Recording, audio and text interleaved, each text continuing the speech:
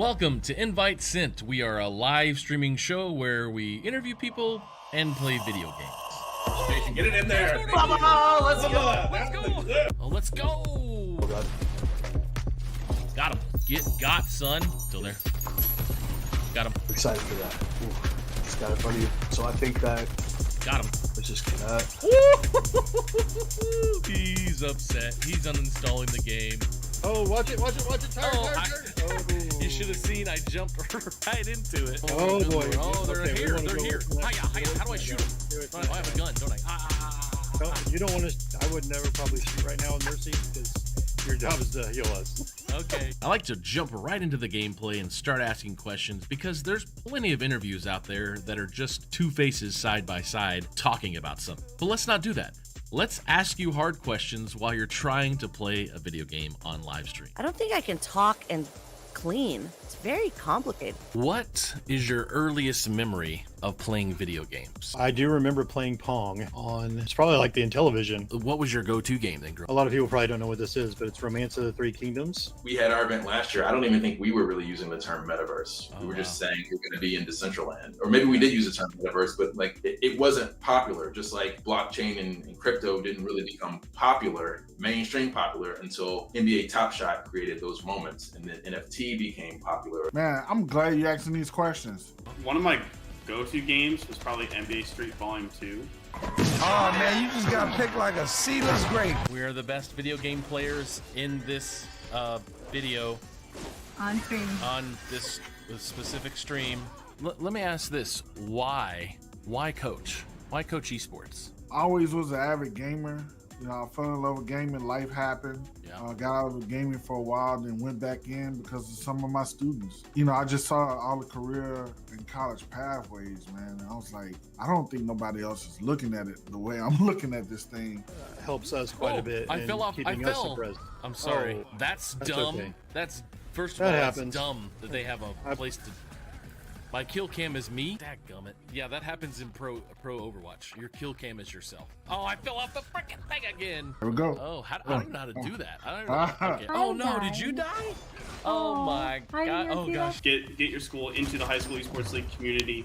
It's complete. I think those conversations are important to normalize that it's not okay, because as long as you keep saying like this is not okay, then tell me what is okay. And then having those strong females within the gaming space is also definitely a move in the right direction. I feel like my games were a little easier earlier when I had my lobbies.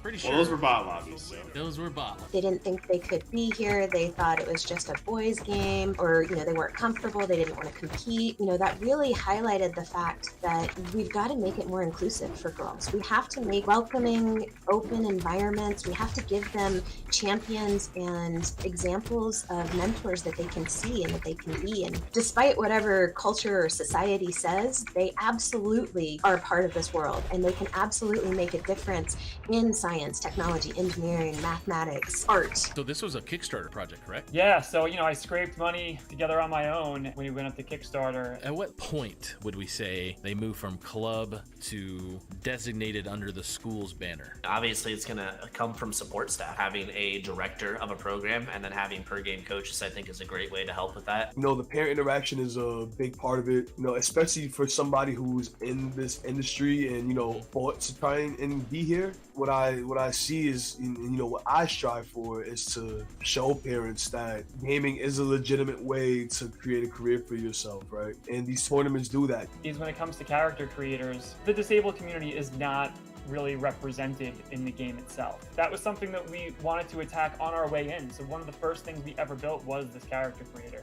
We call them enhancements. So the wheelchairs, you've got different prosthetic, different eye colors as like well. Heterochromia, different color eyes is heterochromia, which is like super common. Oh, on this one, you shoot his legs out and then he like falls over and okay, he disappeared for some reason. Okay. It's one of my favorite things about Apex is I can do absolutely nothing in this period right here. Thank you. Oh my gosh, look at this, I'm flying. This reminds me of Kingdom Hearts, which have you ever played Kingdom Hearts? Yeah. My 9-year-old big fan. So I won victory. Dad dab. Yes.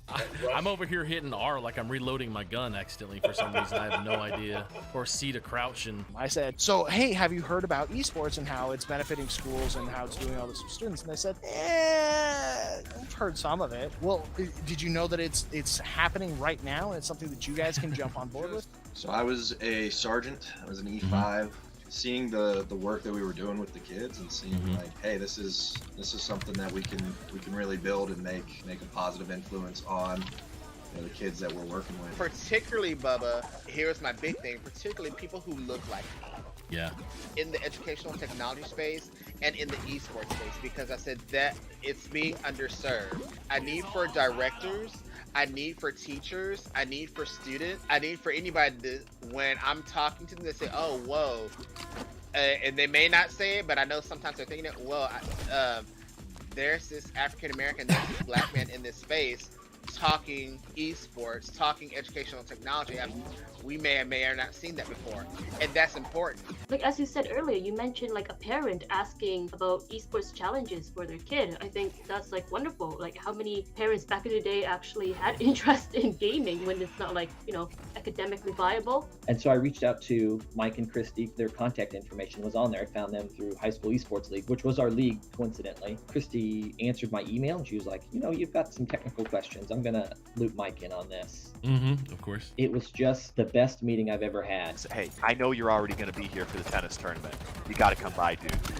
Take 15 minutes out of the tennis tournament, come inside, get a breath of the air-conditioned air, and just come see what my kids are doing. And that's all it took. They just had to see it with their own eyes. Oh, these are the kids that are playing in esports. It was the kids who ate lunch by themselves, the kids with no friends, the kids, we were worried about them dropping out of school. But hey, you know what? They came to school on Friday because they wanted to play Super Smash Brothers in the library. My name's Kyle Mullins. I'm the youth pastor and work with 6th through 12th graders. It's probably where we started spending the most time together is when we went to China and put on a soccer camp. And then got into streaming a couple months ago between my fumbling through the world and gaming all of my life, but now fumbling into streaming and stuff. One of the things that's really important to me is the kids learn to be positive influence, to not be toxic. I've seen kids get really mean and be bullies. If the industry truly wants to actually serve these communities, and it's going to come from a publisher down, we're going to have to provide support behind titles that can be played on the platform that these communities can actually have access to. It comes from the publisher down, it's just the empathy comes from the businesses and the consumers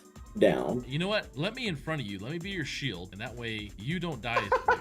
In addition, I think one of the more exciting things I got to do is I got to be one of the official co-streamers for the Overwatch League opening day this past season. Well, my background's actually in acting. I went to school for musical theater back in the day. I don't think I can talk and clean. It's very complicated. All good things sometimes must come to an end. I'm actually leaving the world of education. What? Yep, big reveal. 6 days. I'm actually in conversations right now about my next steps. This was announced officially here in the public on the show. Were you a CIA agent? I just have to ask you. I was not. I did work in the Bureau of Intelligence and Research. Oh crap! Oh crap! Oh no! Well, it looks like. I should have stayed so close to the edge. ESA is the voice and advocate for the video game industry in the United States. And we're really lucky in that we get to stay really mission driven and stay focused on the impact that this is having on students and schools. We don't really need to get into the nitty gritty of the numbers, which is, I think the thing is, like an educator, you probably fear when you're leaving the classroom. If you'd like to be on Invite Sent to be interviewed and play video games, please go to bubbagatter.com and request to be on the show. And I'll let you know if the invite is sent. Oh my god. Trade. Yeah. Come on in, big guy. Come on. You won't.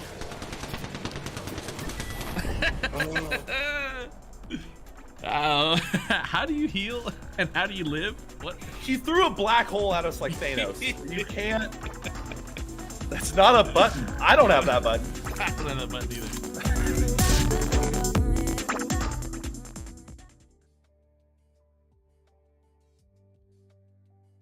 All right, all right. Welcome, welcome, welcome. Thank you so much for being here. Welcome to the show. Welcome to Invite Sent. We are a live streaming show where we interview people and play video games. Man, I am super pumped. Welcome in the chat, Marcus Esports Howard. Hello. Thanks for being here on LinkedIn. John over on Instagram. We are on Facebook, LinkedIn, YouTube, Twitter, Twitch, Instagram. So happy that you're here, everyone. We're going to have a fun day today because I've got a really, really special guest who is just an amazing leader in our space and helps educate so many young, up-and-coming gamers. And we're going to learn a lot from him today. But we're also Chris Turner. Hello, Karen. Kiana Smith on LinkedIn. Hello, welcome.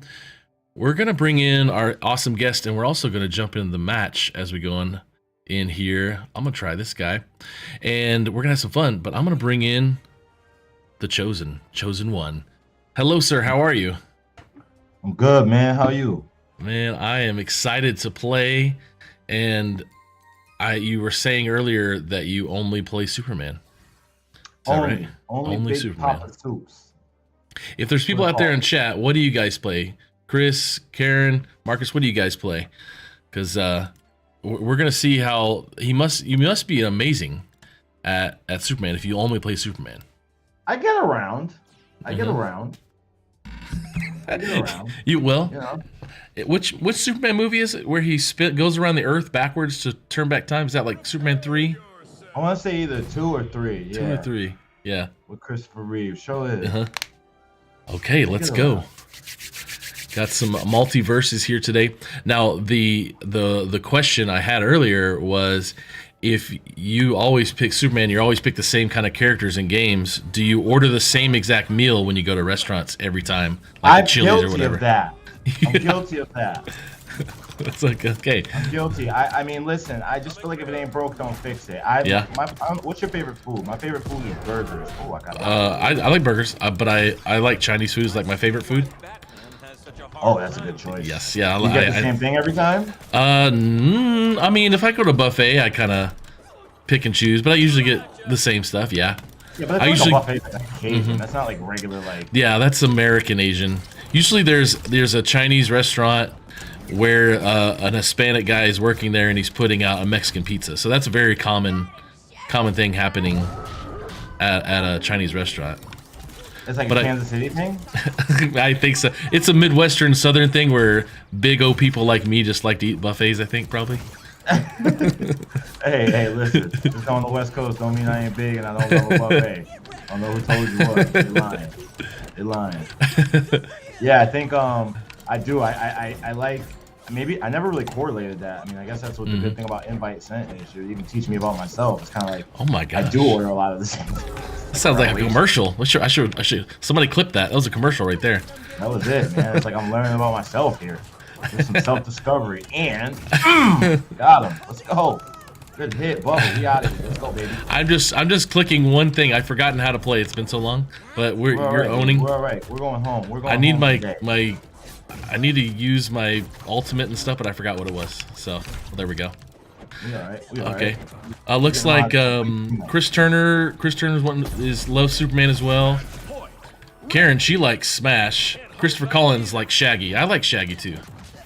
Shaggy's good. Shaggy's good. He's a bruiser, so you gotta watch him. But I like Soups because he's a tank, right? And you can kind of take a lot of damage and stay on the screen. Like I just tried not to get knocked out. I'm really risky, so we got wrapped up that one. All right, it's a warm up. We got Shaggy and Harley causing problems, but it's just the beginning, baby. Just the beginning, and I probably need to go and see what buttons are what because I'm playing on mouse and keyboard, as I do in these games. I will definitely look it up. So let's go back then, Chosen. Let's go to. Wait, am I good? Oh, let's go to Little Chosen, Little Sebastian. Okay. Okay. He's a guy. What was your first video game you ever played growing up? Oh, Sonic. Sonic. Okay. Sonic. There we go. Sonic. And yeah, Sonic. I think like that's like my most beautiful memory, right? Like one of my most beautiful memories of my life. I have obviously more memories outside of video games, but video games has played such a big piece of my life. It is one of my favorite memories. of just like the first time I ever loaded up Green Hill Zone ever. Or just even like Sega, Sega. Oh just yes, takes you that back. moment, you know. Mm-hmm. Those were moments that that was just like a moment I was just like, man, like, whoa, you know. Yes, it takes you back for sure. The Sega, and then I always felt like the PlayStation 2 or 1 kind of the intro sound when you turn the console on. It always kind of brings back memories. Yeah. Oh man, that guy just passed away today. Oh, the guy that made that sound? For the Sony, for PlayStation. Interesting. Whoa, no way. That original PlayStation sound. That yeah, exactly. One, he just passed away today. Oh, so that's rest tough. in peace to him. He did. Yeah. He definitely gave to us something we can live. Everybody in this chat, all y'all, rest in peace to the PlayStation 1 audio guy. I don't know his name, unfortunately, off the hand. We'll have to tweet about it and find out who it is and spread the love in the gaming industry. Evan Beach, what's up on LinkedIn? Hello. Ev, what's up, man? Ev, we need to get some. We were talking earlier, like I said, Hip Hop Gamer and Danny Martin played. So do they have a 4-person mode at all? I think it's just 2v2. So you can do 2v2. Okay. But I think you can make a room where like two, you can do 2v2 against each other. But okay, sure. I think you could do that makes sense. Yeah. Yeah, that makes sense. Let's clean these guys up. All right, let's do this. Great hit. I looked at my keyboard. Great hit, Bubba. That's what I'm talking about. This guy's hosting a podcast and getting licks in. Let's go. I have been playing way too much Hogwarts Legacy, so I am. Man, listen, I'm not a hit. Like, I got a best friend, right, from Connecticut, and she's like, what's crazy is like, she's super hip, knows all the cool things about life and like all the cool hip pop trends and top 40 records. But her like one thing since we've been in high school outside of that, from like our culture, she like is nuts about Harry Potter. Sure. Right? Like, she knows all the cool songs in the club, but she also knows every spell from Harry Potter. And I just want to know how come she got bit by that bug, but I never did. I'm not a huge Harry Potter nut, but like I just know how big it is, and Hogwarts Legacy continues to prove that. Yes, it is. For me, it was like being able, like in early 2000s, they had the Lego and the PlayStation Harry Potter games, or I guess in the mid 2000s for Lego, but those were fun and nostalgic, and you're living out Harry Potter. Oh, let's go. We destroyed these kids. I think I cleared 4 of them while we were talking right there. Did you see that? That was amazing. I think I cleared them 4 times. Trash. So no, go on. Okay, so the Lego versions of the game. So yeah, you got one. You got one. I got one. Okay. Dab. So the Lego version, all that stuff, yeah, those were around, but they, it was trashy kind of graphics. I guess at that time it was amazing, but you look back at it now, and you look at those games compared to Hogwarts Legacy happening, and it's just beautiful. But the nostalgia is, the game Hogwarts Legacy is like 100 years before Harry Potter, so you kind of get like this. Oh, this was the game or the castle years ago and before everything, and oh, that was where this takes place in the book or this takes place in the movie. So it's just this nostalgic thing for me earlier, and having a wand and shooting spells. I mean, it's just kind of cool. Right. Just kind of cool. I mean, I like that element of it. Always, I always like that. Like, I like that, and I like the idea of butterbeer. Although I've never had a cup, but like, it just looks like a delicious drink. But it's cream soda. It's good. It's pretty much cream soda, cold with foam on it. Oh, that's pretty good. Well, at least at Orlando. Every time I see it, I just like, I gotta have some. Like, I've never had it, but I want to have some. But then the other thing too is like, I obviously think it would be cool to like be able to get into like the hat and like somebody put me in a different like Gryffindor, Slytherin, Ravenclaw. You probably couldn't tell that I'm not a big Harry Potter fan. No, not at all. Yeah, I think it's not that I'm like not a fan. It's just more like the bug has not bit me the way like I'm like, man, this thing sold like 12 million copies in 2 weeks. Yeah. Like, Yes, it is. That's huge.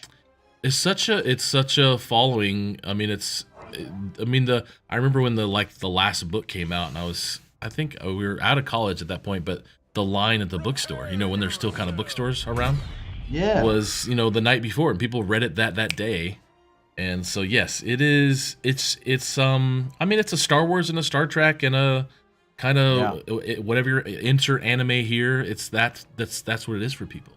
You know, it's very much there's something a lot of people grew up with it, specifically millennials and Gen Z. For sure, Gen Xers as well. I see Marcus in the chat says play the prequel. There's a prequel to Hogwarts Legacy. I guess if he's talking about Fantastic Beasts, I don't know. That was. Oh, is that what? And now I want to ask you, is that connected to that? It is. So it takes place when Dumbledore, the headmaster, the principal of the school, is younger. So that's kind of when it takes place. In the 20s or 30s, I don't know. I can't really. And Hogwarts Legacy is. Before like that? 1890, yeah. Yeah. Well, I mean, the Wizarding World, you know, whatever, the school's been around for hundreds of years or something. So yeah, Sure, it makes sense. Yeah. Makes sense. I mean, I get the I mean, Legacy. Yeah. kind of a key component. So it's fun. So I play so many variety of games that, you know, I'll be playing Rocket League on computer and mouse and keyboard, and I'm hitting R to reload my gun for some reason, because I played, you know, Fortnite or Call of Duty just before that. So that happens. So that's the struggle of variety. But I would guess for you, being in the fighting game community scene, and right now, like, it's a lot of just the same buttons. But maybe do you remap your buttons to just always have the same punch, kick, shoot, whatever? No. So it's definitely different with different games. It's just gonna depend on what you play. Each game, you know, really, it's so funny. Like, I have an awkward button style. It's kind of like boxing boxing lefty. Like, I always change my macros. You know what I mean? Like, always. I'm good to change my buttons. Like, to me, comfort is the #1 thing in all gaming, right? Like, you can't underestimate like how important, because even like the way I knew that was true was because you could think about all the best players in the world. If they don't get a button check or set their buttons, they don't even want to play, right? You know, like they can't, they not even do they not want to play, they don't even know how to, you know, be as effective as they are when they usually have you know, their professional level. It's like that's how important the buttons are. So when you think about it, you know, I always change my buttons anyway. Like, what are you on right now? Console? What console are you on? PlayStation. PlayStation? Is that your go-to? Yeah, I tried to hide it. PS4. I was like, PlayStation. But I don't want to do it. Is that your go-to though? PlayStation? Are you PlayStation or Xbox? Or you? No, Xbox. You know what my bio says. But Xbox has been messing up these last couple generations, man. So, you know, that's really where PlayStation just has it, because they're not. I mean, they really did. You know, back in 2013, you remember the what was it? That was Xbox One versus PlayStation, versus PlayStation 4. That was, you know, in the beginning of my marketing journey, and now looking back at it all these years later, we gotta get this guy out. Yeah, we gotta get this. Oh no! Oh, okay, let's close. I just hit. And I just hit R for reload. He's gonna chase. They're gonna chase me because I got the high damage. Okay, but I got this guy. Oh, come here, game. Yes, let's go. Nice. That's tough. So yeah, right, like 2013, I became more of a PlayStation guy, and like while I love the Xbox, you know, it just really Microsoft went in the way of entertainment platform as opposed to for the gamers by the gamers. Now I'll give them this Game Pass situation they've created has made me want to jump back on Team Xbox. Sure, it has, but PlayStation just kind of really stuck to the roots and made great games, a great online system, because it was like PS3 and Xbox 360. There was no question that in 2 generations, Xbox had passed PlayStation, right? Like the 360 had, like, you get online on Xbox 360 if you remember, and it's like, yo, welcome online, Bubba's online, hey, there's a party going on, we got this going on, and you used to get on PS3 online, and it was like, boom, welcome to PS3. It's kind of like sleepy, boring, and then they kind of split places. I mean, Xbox Live never got boring, but it just seemed like they just changed the way it was, the interface. You kind of had to have certain things to play it, and I just got away from it. Sure, but I do remember that. My heart's always going to be with Xbox because that's the one I came up on, you know. To be fair. No, I can't agree more. I mean, there's definitely, it's the battle of the consoles for sure. And now you played. No, let's go back. Let's go back early still. When you're playing Sonic growing up, and Sega. so Sega, loved it. I love Sonic. Now, high school, middle school, college, what was your go-to game in those years? Oh, well, multiplayer. I loved Madden. And I loved fighting games, Tekken, Dead or Alive, Soul Calibur. But I also loved for like single player, Metal Gear. Like, I just yes, Metal Gear for sure. Yeah, Metal Gear. Yes. Like, that was just the soundtrack, the audio, the characters. You know, I hated Raiden when he first came, then I loved him. You know how it goes. Like, yeah, man, Right. I love Metal Gear to death. Metal Gear. Snake. I actually have that sound effect somewhere when I do a death counter. This is how I know you're a real one. No. I know you're a real one. That's what. Thank you. Metal Gear is Metal Gear, man. If you don't Metal know, Gear. now you know. I liked a couple years ago. I got like the collection from GameStop. Oh, did you? Yeah, for the PS4, I think, and it played a couple. I don't know, maybe first and second one, and just loved every moment of. I mean, come on, man. Living How through, great, knocking on the wall, and how great, man. Like, how great, you know? How great. This is a great series. Yeah, those are my things, man. Madden, I really used to be. So I'm from Connecticut, right? Okay, sure. And when I first came to, when I first started playing games like competitively, I actually went to ESPN in Bristol, Connecticut, and they had a show called Madden Nation at the time. Okay. And Nice. I qualified to get on the bus, and to compete, but I was too young. So that was like the saddest day of my life. I was 17. Had to be 18. But yeah, so I liked Madden and I liked fighting games. That was it for me. Yeah. So Madden, what year Madden was this then? For Oh man, 17? my best years of Madden was like 07 through like 10, like 4 copies of it, like 2007 to 2010. I was like pretty good, and then they got real weird.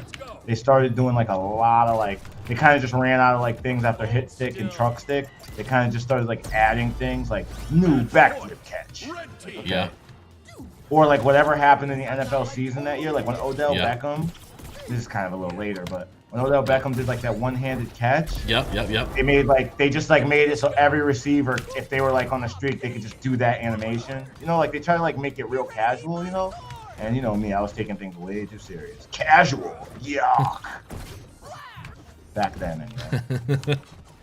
I liked Madden. I played in 04, 05 the NCAA football, just because I was in college, finished up college at the time, and that was just kind of my jam for football. But I got really good at just. There wasn't as many controls you needed at that time in 04, and so I just got good at running. Yeah, I just kept running quick outs. Oh man, we got this. Come on. We got it, baby. Oh no! I'm still in. Stay away. Try to stay away. Okay, stay away. Oh no! I got rocked. It's all right. They got one. We got one. We're back. So listen, let me ask you: when you were playing, Madden, were you using that cheap Michael Vick? No, I didn't play that year. I don't think. 04. No, it was NCAA. I was 04. Oh, NCAA. Sorry, you just said NCAA. Oh, NCAA's were classic, man. Yes. Well, they're coming back too. Classic. They're coming back. Huh? They're coming back as the name, image, and Yeah, likeness. I keep hearing that, but I've been hearing that for like 3 years. Yeah, that's accurate. I mean, you know, it's been like, oh, NCAA's back. I'll see like a meme or a picture or IGN or whatever. You know, you scroll by, it's like, oh, can you believe NCAA is back? And I'm like, okay, cool. And then it's like 2 years later, and like, it's coming. It's like, all right.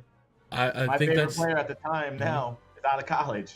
Like I want to. When they announced it, I'm pretty sure Jalen Hurts was still at Alabama. Probably. I mean, that was I worked in NCAA for a couple of years, and I remember how much of a struggle it was for athletes to do anything and not get totally just destroyed by the heavy-handed NCAA. And this name, image, likeness thing has been a real benefit for players. That's going to be fun to watch. But yeah, it's been a 3-4 year thing. I mean, it's been going on since early 2000s when the basketball player, I can't remember his name, got in the NCAA game and sued the NCAA or whatever, or EA or whatever. So that's why we don't have those games anymore, because there was name, image, likeness issues. Oh gosh, well, I fell. Well, what I appreciate the most is that oh, there we go. Let's go, baby. Let's go, baby. What I'm interested to see with this new like NIL stuff is like, especially since EA lost FIFA. Oh yeah. So I want to see what they do, because everybody knows, everybody in this chat right now, you know what EA Sports needs to do, right? Like if they want to sell like a Hogwarts Legacy level game, right. They need to do one thing. You know what that is, Bubba? What is it? Bring back the street. The street game? Street Fighter? Yeah. What? NFL Street. Oh, FIFA Street, yes. NBA yeah. Street. Right. Man, listen. Yeah. They would do gangbusters. Gangbusters. I mean, everybody, everywhere I go, just those the common conversations, like, when are they going to bring those back? They were just great titles. I think it has something to do with, like, EA Sports. They were in, like, a subset of EA called EA Sports Big. Okay. And that was, like, a Vancouver studio. And I guess, like, they can't, not only can they not work with them anymore, but they don't have the license and stuff with the NBA. I don't know how it works, but I just remember thinking, like, man, those games were so amazing. Nice. I'm here, baby. I'm here. We're good. We're good. Try and get this uppercut. We're good. Let's get him So out of here. that always makes me think of kind of what I like to. I say this quite often. Oh shoot! Let's go. Here we go. All right, so be careful. Here we go. We gotta win this. Come here. Oh! Jump! Gotta focus. Oh, he fell. Let's go. Whoops. Let's go, baby. Let's go. Baby. Marcus says Hogwarts Streets. Hogwarts Streets. Straight up. So that always, I talk about this. I try to talk about this a lot, and just trying to be an ally in this situation is when I saw it at DreamHack was in Atlanta. 2019 was the big stage for all the Fortnites and the Valorants or not Valorant at that time, but like League of Legends and games on stage with big lights and 10 people on stage playing 5-on-5, and then like a few people in the seats watching, and it being televised as this on the stream as the biggest thing ever with thousands of dollars of prize pool. But over on the other side of the arena is 300 people crowded around CRT monitors in the fighting game community and Madden and NBA 2K, and they're having the time of their lives with no prize pool probably, because the perpetuation of all of that to be struggling with not really putting a bunch of production back into it like the Fortnites and the League of Legends does. It's sad, but it's a constant perpetuation, I feel like, for especially those in minority, those people of color in those group of 300, then just not feeling the same support that they would get right next door with all of this League of Legends and other big games. And it's to your point, I mean, just was thinking about what you said. It's a big struggle. I feel like it's an issue with our industry for sure. Yeah, I mean, Bubba, I obviously, just like you, I try to be an ally to the situation, but I know that being in the fighting game community, this is a hot take for anybody watching, so glad you're here. But there's plenty of people of either minority or, non-minority races that are causing the issues that the fighting game community has. Like I know for a fact that there's a couple African-American people who are tournament organizers who would prefer it stay the way it is now. Like I know that. And it's because they make money off of the events. So for them, they're not interested in the players reaping more and then the generation reaping more. And I've had these conversations, and they look just like me. And so I can't always say it's the non-minority, because what it is when you get to a DreamHack or an ESL or an Evo or any of these things, they're bigger, they're money makers. So what it is that they're not really looking at anything minority. They're looking at one color, and that color is green. Okay. And to get them to get their attention, the community has to be strong enough. And I see a lot of tournament organizers of any, culture, race, whatever, it benefits them to keep the tournaments the way they are. And the current structure of the fighting game community is all the games are in one room. And it doesn't make a lot of sense because if you go to a Halo tournament, I used to go to MLG tournaments. Some of the best tournaments I've ever been to are MLG. Yeah. And if you go to an MLG tournament, you're not going to see, if it's MLG Halo, you're not going to see some of the kids playing Call of Duty, right? If you go to sorry, we're getting beat up. Right that dude destroyed me. If you go to, a freaking a Pokemon tournament, they're not going to be playing some Yu-Gi-Oh. You know what I mean? Only fighting games do you go to the tournament and there's 10 of the games in one room. Well, DOA players don't play Melty Blood, and if they do, they like what I'm saying. Long story short is that the structure of the fighting game community is just as much of a problem as that digital redlining that you're speaking. I'm not saying that the digital redlining doesn't matter. I'm saying that the issue is like there's also structural issues in the fighting game community. And it seems to be something that nobody's paying attention to, but I've always kind of, I was in it, so that's my advantage. I'm not saying like I'm some genius or whatever. I'm just saying that like I was there, and I could tell you it hurts my feelings when I'm 20 years old, and $200 is a lot for me, but I'm taking $200 this weekend, and you're saying 80 of those is the venue fee, meaning just for being here, I gotta pay $80, right? Oh no! Yeah, that was well played. That was tough. That Batman is sick. I'm not gonna lie. He is. Yeah. So it's kind of like so now I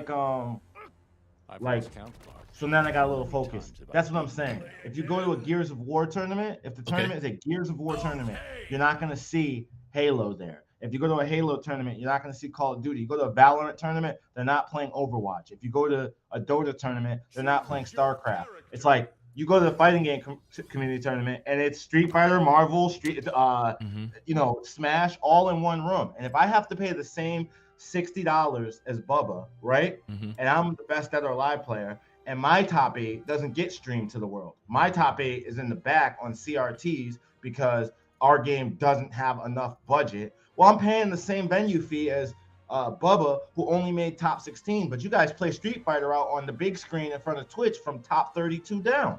So how am I paying the same money as him? How am I getting the same experience? And I'm being treated like a redheaded stepchild.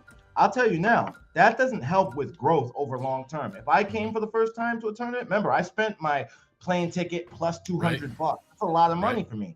I spent that, and I'm in the back corner the whole weekend, and I paid just as much as you, and you got 31st place, but you got to be on the screen, the stage.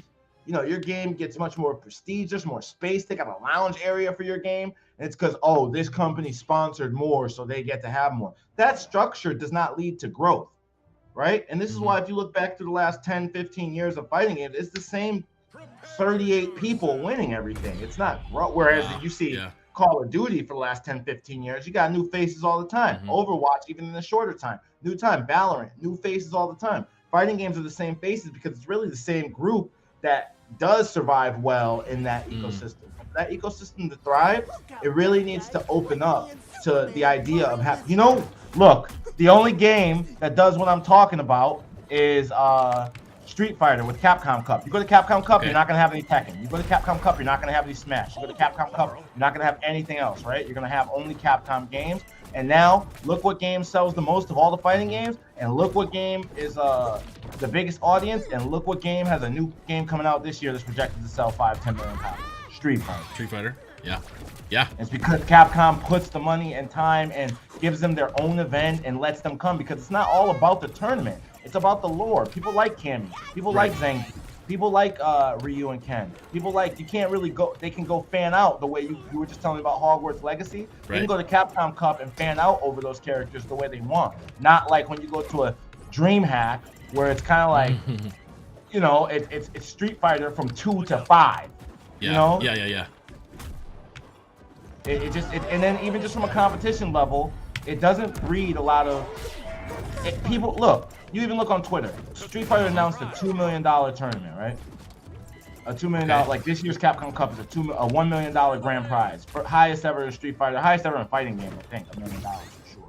And so you look at that. You got every player of every other game saying, I'm playing Street Fighter now.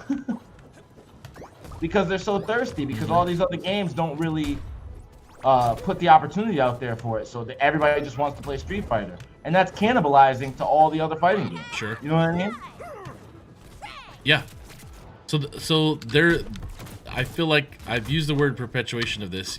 I feel as if this is what I've used the word is not enough to describe the issues with the fighting game community and the community for simulated sports, esports, and gaming. Right? Well, see, the problem with simulated esports is a little bit different, right? The problem with simulated esports is like that right there is, and they got the back. The NBA, man, those guys are good. You brought me some sweaty lobbies, bro. Some sweaty lobbies. Dude, we just ran to a super sweat. You know, like the thing with the sports games, Madden and 2K, now they both have the NFL and the NBA behind them respectively. Okay. So sure. Marcus made a great point one time that was like, you have the NFL doing things like Tuesday night gaming, and then they're not playing Madden, they're playing Fortnite. It's like, well, how are you gonna, how are you gonna grow the scene with you're using Epic's games and you're just trying to tap into the gaming audience? And it's the same thing with the NBA. It's like the most popular version of 2K is the My Player thing. So it's cool that everybody in the league is a My Player, but you're not really telling the stories of the 19 million copies sold every year. You're not really telling the stories of all the My Players. You're kind of just saying, do your best to get in this draft, and then you're going to join a team, and then we'll put you in this team. But you're not really letting people, the thing that sells 2K is the story of building your My Player. You know what I mean? Yeah. So I think just there's a lot of communication issues with the sports games, and the problem with it is, I'll tell you the real problem. That was kind of a surface level issue. Right. The deep rooted issue, another take for everybody here, is that nobody wants to see digital LeBron James do what real LeBron James does. Okay. Okay. No, unless it's Space Jam. Yeah, unless it's Space Jam. Like, great point. Unless it is Space Jam, nobody wants to see that. Sure. What they want to see is those My Players and create a player. You got to find a way to engage the larger audience. I feel like the hardcore 2K audience is very niche, and that's showing by the results of the last 4 or 5 years of the league. Agree. They have the NBA behind them. Yeah, and you see the results. How many NBA 2K league matches have you watched in the last 3 years? Be honest. 2. 3 years, 2 games. I'm about the same. Yeah. So to me, it's like that should be enough to show you that, like, it's not like it's a necessarily like a unsupported, where you get a lot of things that aren't supported, but it's like this is like just people aren't that interested in it, and sometimes it's okay to pivot. I think there's not a lot of great storytelling. Don't get me wrong. I see some of those guys, like the guy, I forget the coach's name. You probably know him. We probably are connected on LinkedIn. I want to say his name is something Curtis, but he's like for Brooklyn. He's the coach for Brooklyn, maybe. Do you know what I'm talking about? I on top of my head, no. Somebody in the chat, if you know who I'm talking about. I want to say his name's like Ivan Curtis, maybe. Okay, that makes sense from here. But he does great. He does great. He's Brooklyn's like coach, and he does a lot of like or like content manager. He does a lot of great great things with that, with their content. Like, I feel like I see a lot of his content really touches me in a way. Like, it shows me like a kid trying to make the league, and like he works a 9 to 5, and he's like doing his best, and like you know, that whole 9. But the rest of the camps, I don't really, it's not that they're not trying to do it. I'm not saying that they don't have the intention, but you've only watched 2 games. You know what I mean? And so it's just not happening. And I don't know how else to kind of say it. Ivan Curtis is right. You said it right. We're in this fight, baby. We're in this fight. We're in this fight. I looked at chat. Oh my! We're in this fight. We both die real quick. I know, he died right there. We're in trouble. We're in trouble. We are in major trouble. Ivan Curtis is his name. Ivan Curtis is his name. Marcus put it in the chat. Yeah, Ivan Curtis is his name. And okay, buddy, we gotta get this guy out. Okay. Uppercut, please. Come here. Come here. Let's go. Nice, nice. Come on, baby. Okay. I gotta stay. No. I gotta stay. All right. Heal. Ooh, there we go. Come here, baby. Come here. Trying. Here we go. We got him. All right. Use my dodge. Let's go. Here we go. Let's get double kill right here. Boom. That's one. Nope. Let's go, baby. Oh, he's powering up.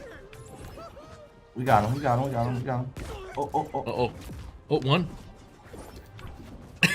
I'm so focused. No. You got him. Oh. Oh no, wrong way. All about that movement, baby. Just keep sticking moving. Yeah. Let's go, big hit. Oh. Big hit. You're out of here, Mr. Man. Come on. Oh no! Here, Mr. Man. What did he do? Jeez. He hit this from a mile away. Gosh. Yeah. Tough. Karen. NBA basketball. Karen. Yeah. Shout out to Karen. Shout out to Ivan. All those guys. They're doing great work, and it's not like that's the thing, right? Like I'm having my opinion, but I do want to say there's people doing the great work. It's just it's clear, right? You look at the data will tell the truth. It's like, you're looking at a product that has had a couple years of run, and it takes a couple years to get things off the ground. And I know the NBA knows that, so I'm not acting like I'm some expert over them, but I see a different problem than what I see with the FGC. Well, you're asking about sports sims versus fighting games. I see two different layers of kind of conversation there. Does that make sense? Yeah, of course. Totally. I mean, well, it's even you're going to see totally different respects of the CRT monitors versus what's happening there, and how many people are crowded around monitors and what stages look like. Yes, I totally agree.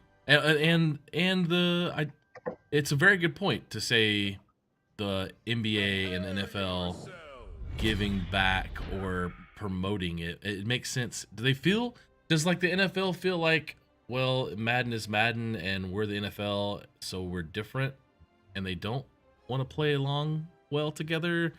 And maybe because Fortnite gets them a different audience because they're trying to connect with a different audience than, I don't know.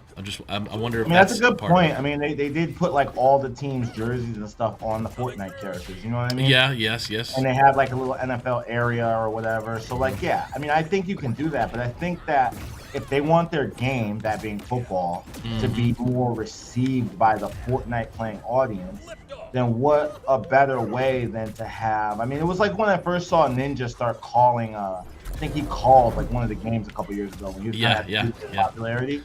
I felt like, and then he called a couple games and then he played Fortnite, and I just thought then I was like, well, like, why wouldn't you have him learn from a top Madden player? You know what I mean? Sure.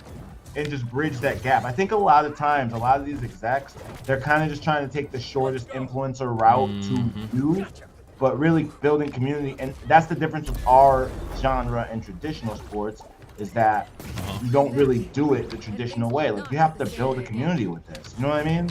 Yeah. Like you said with the Hogwarts Legacy, it's like people love that so much. I mean, I saw how much drama that game was creating because of J.K. Rowling and how she is and whatever. But that didn't stop the game from selling copies because the story is too strong. I'm talking about this is like my homegirl is definitely like the girl who gets her nails did and be at the club, and she loves Harry Potter. It's like she don't want to tell her friends. Like she loves it, and I'm like, and she's always loved it. Shout out to you, Kendra. That kind of fanfare is what any company hopes for. I mean, look at what Apple's done. Apple's done where they don't even have to have the best phone anymore. People just want the iPhone experience, and I think that's something that sports is a little different than consumer goods, but I think it's similar in the way that like you have to find a way to build a community around either a product or a league or whatever. Like the NBA, you look at something like the NBA, right? what the NBA did that was, you know, really great is they worked with Nike and a lot of. Ooh, get out of here! Let's go! Nice, nice. One more. That kill, you got him, Bubba. Get her ass with that lasso. Get her. There we go. Come on. Out of here. That's it. Nice.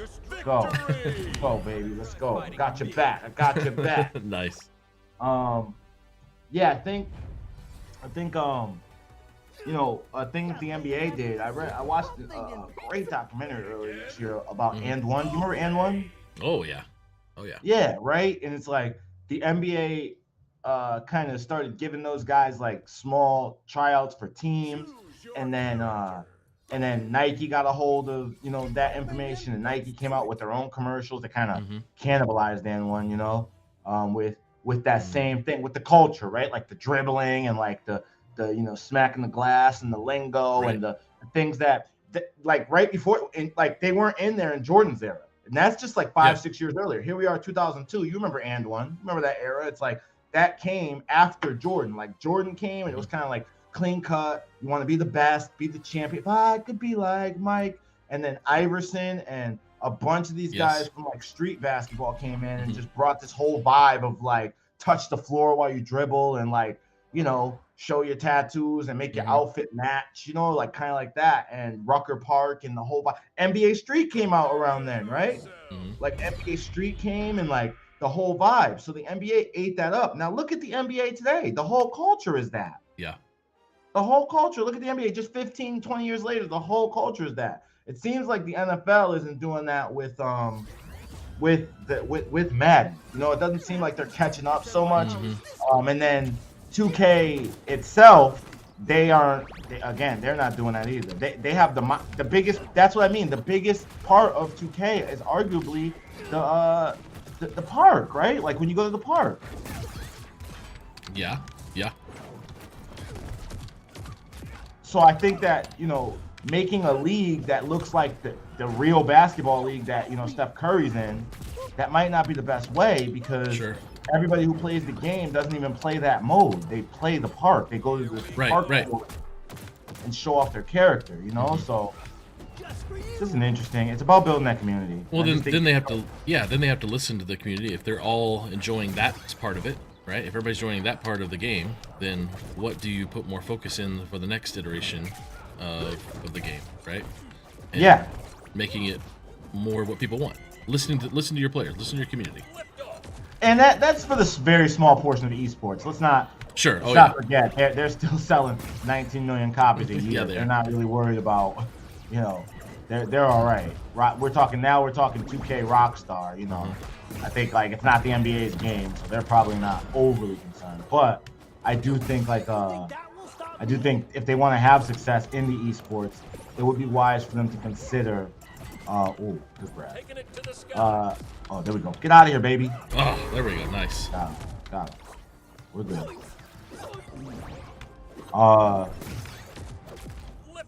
Get out of here, baby. Another. Nice. Oh,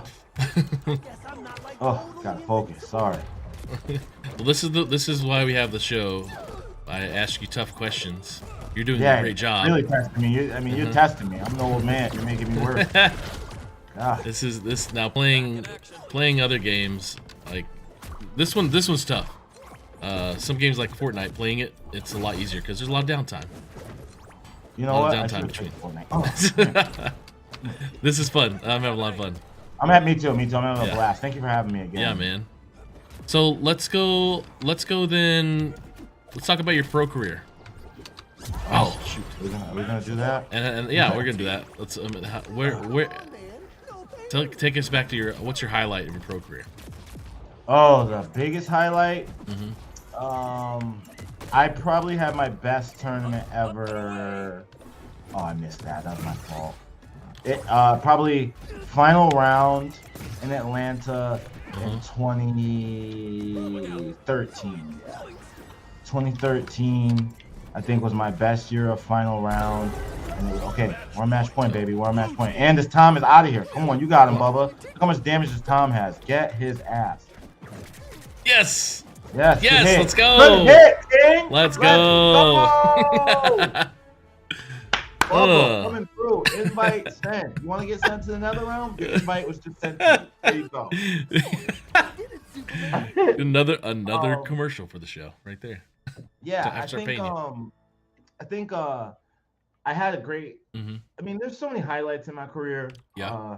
I think one of the best ones for me ever was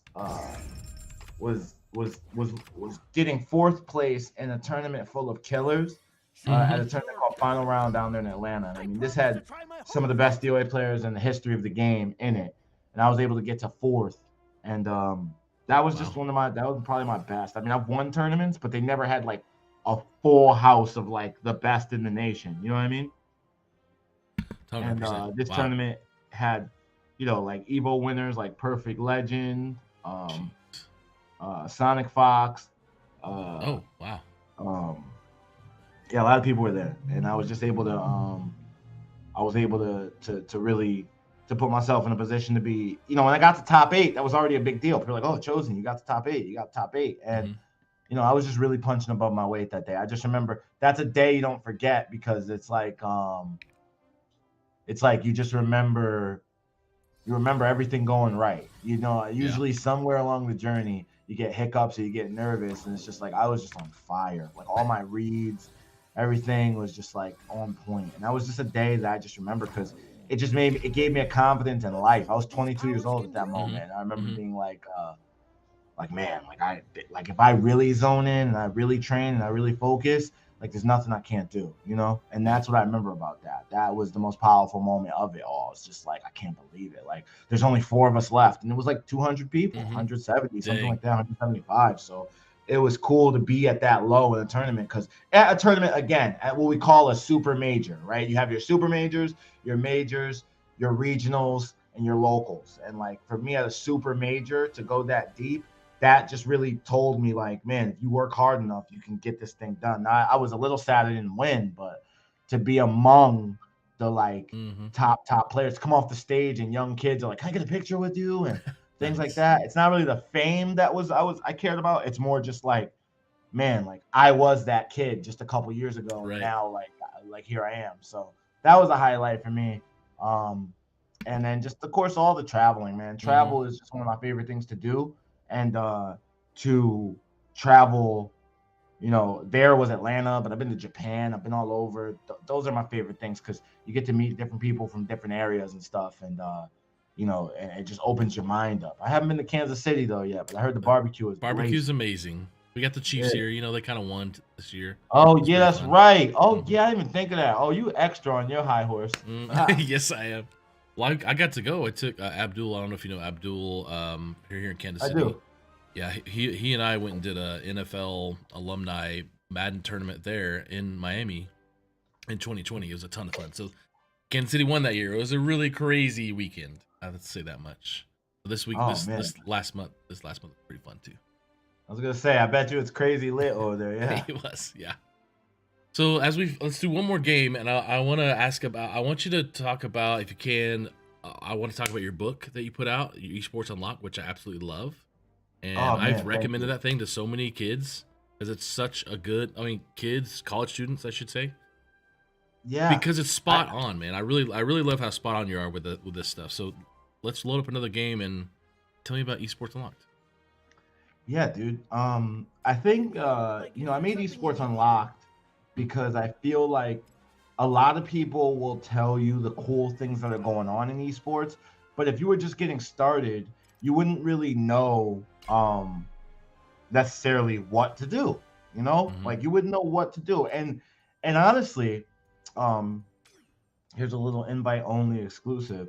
I'm actually gonna do a 2.0 on that book. Okay. And call it Entrepreneurship Unlocked, because a lot of the tools from Esports Unlocked are really great for entrepreneurship, but if you keep it in that esports box, then other people may not want to take a look at it. And I really think all those tools have really helped me, because esports opened the doors for entrepreneurship for me, which is probably the best thing that America, in my opinion, capitalism offers, is entrepreneurship. I mean, it offers you the opportunity to create jobs, the opportunity to create income and wealth, and the opportunity to create more opportunities, right? Like if you open up an industry, then even more smaller micro industries and things come from it. So entrepreneurship is just that point of like realizing you have a passion and turning it into a profit. So with Esports Unlocked, obviously my first passion before anything else was gaming. So sorry about that. I thought that was cool enough.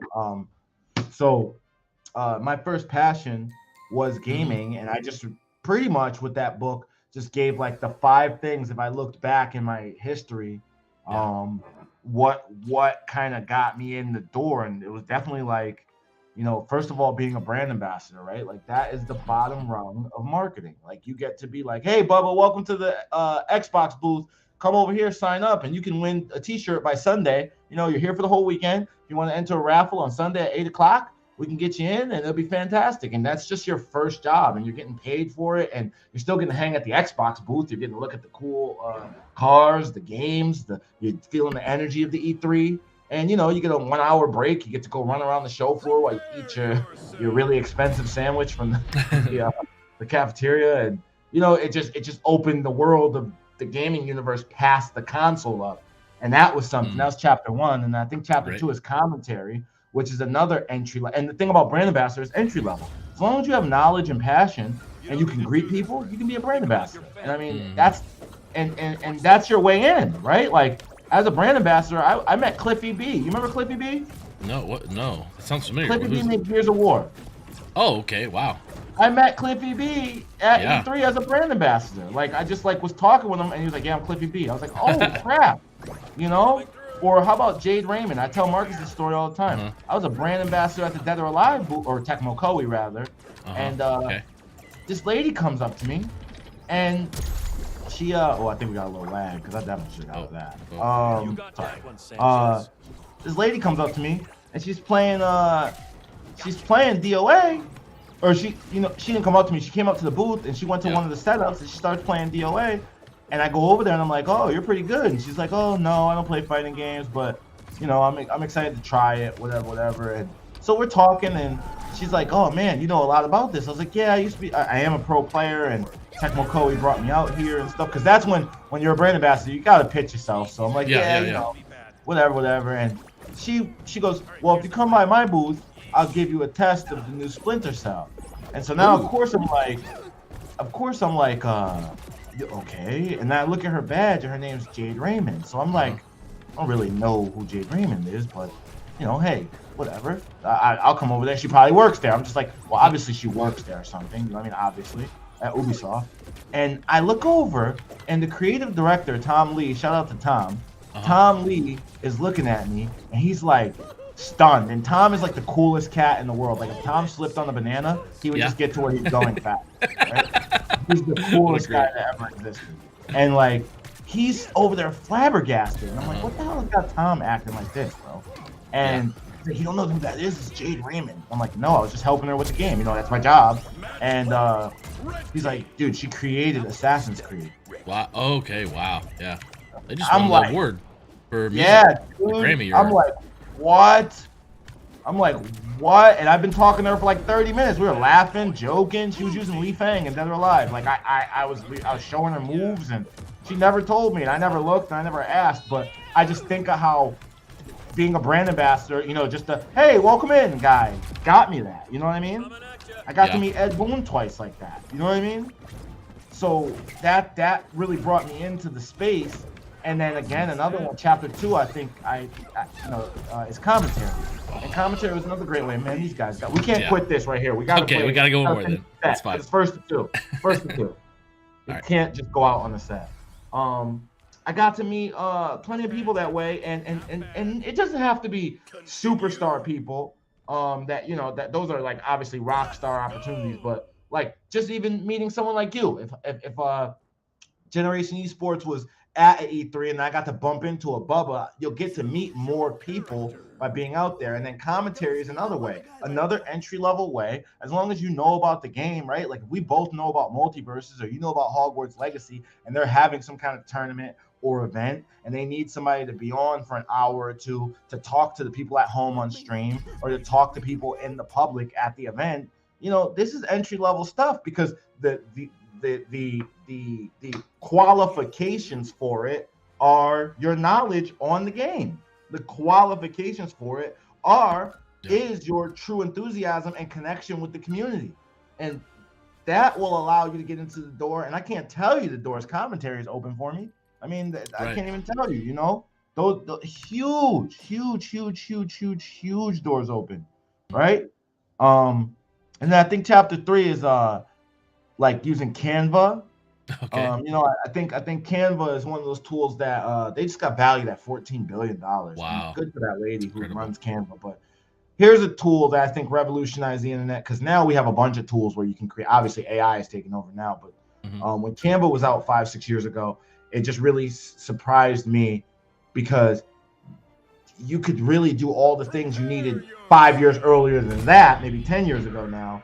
You needed a graphic designer, and Canva really opened it up so you didn't need that anymore. So now you can make your own logos. You can make your own, your own overlays. You can make your own things like that. So I just put stuff in there that helped me when I was trying to get off the ground and get going. Esports Unlocked is filled with different chapters of different tools that just helped me really get my career off the ground before I really got GSG to where it is today.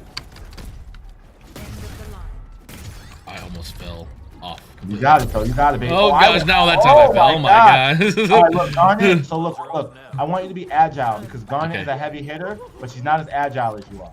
You're way more agile than her. She's way heavy. So jump moving. She can't keep up with you, so you got to use that against her. And if you keep moving her, you'll place her right where I need her. But they're heavy hitters, and they're going to stick together so that they can bump us. They're going to try to bump us. Keep them separate like that. Okay. There you go. Just like that. Keep them separate. There you go. Yeah. Your agility, do that. It's perfect. All right. It's perfect. You're killing it. Just like that. Stay agile. Oh, no. Oh, man. Jeez, they are tough. Yeah, they hit hard. They hit hard. She hits hard. Oh, I missed.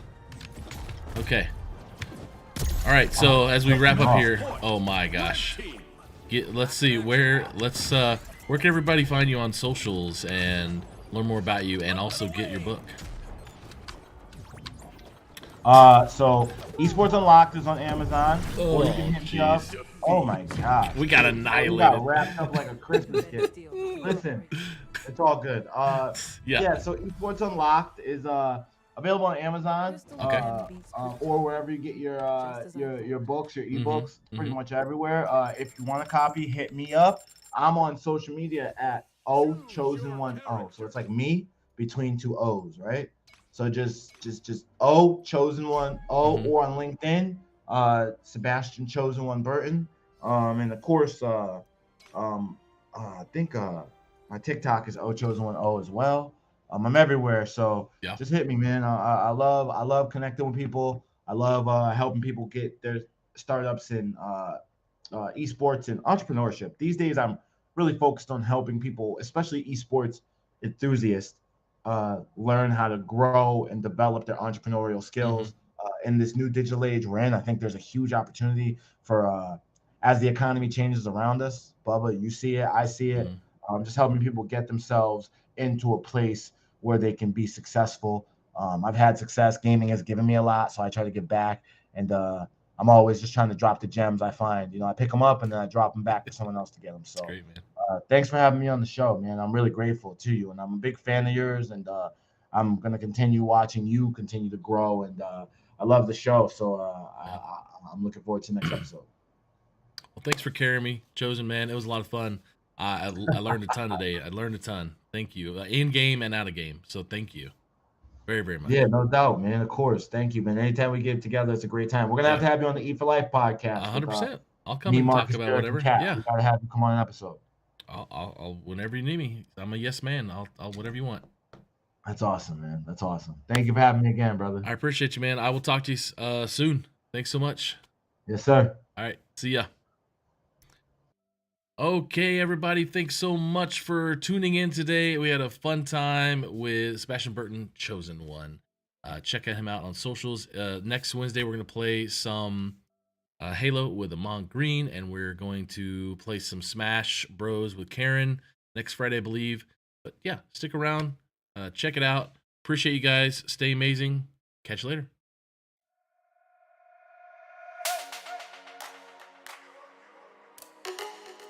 Hello, my name is Christy Kester. As a public educator for the past 24 years, I have watched as interest in esports has exploded in schools across the world. Last fall, I joined the High School Esports League and helped to establish the education department. Since then, we have been working hard to integrate esports into education to create a scholastic gaming experience where students can learn, play, and compete. With our evidence-based, STEM.org-approved gaming concepts curriculum, schools can offer 4-credit classes during the school day that help improve chronic absenteeism, student engagement, and mental health.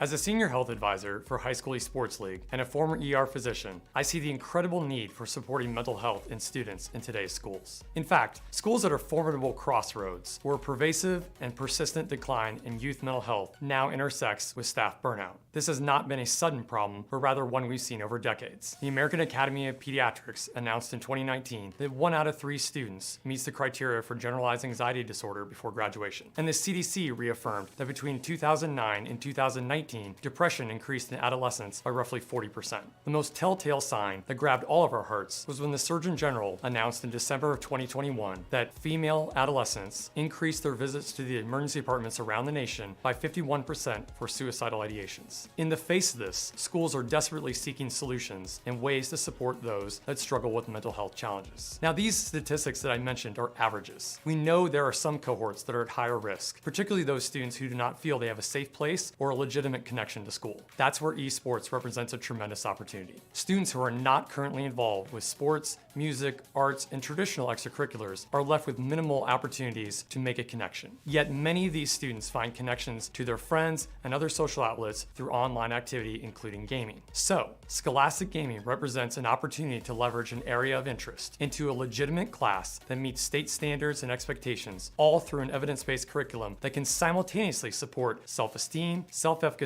and life skills in many kids who desperately need it. Hi, my name is Michael Russell. During my career as a teacher, I was fortunate enough to have the support of my administrator as I began the journey to establish the first 4-credit Scholastic Gaming course in the nation. At HSEL, we have the resources and data to help you speak with your administrators about the impact that Scholastic Gaming and esports can have for your students. We have strategies that can help you with acquiring technology and curriculum, such as ESSER funds, grant applications, and partnerships. The High School Esports League has invested significant resources in helping our education partners, and we are excited about this opportunity to help you establish Scholastic Gaming in your school.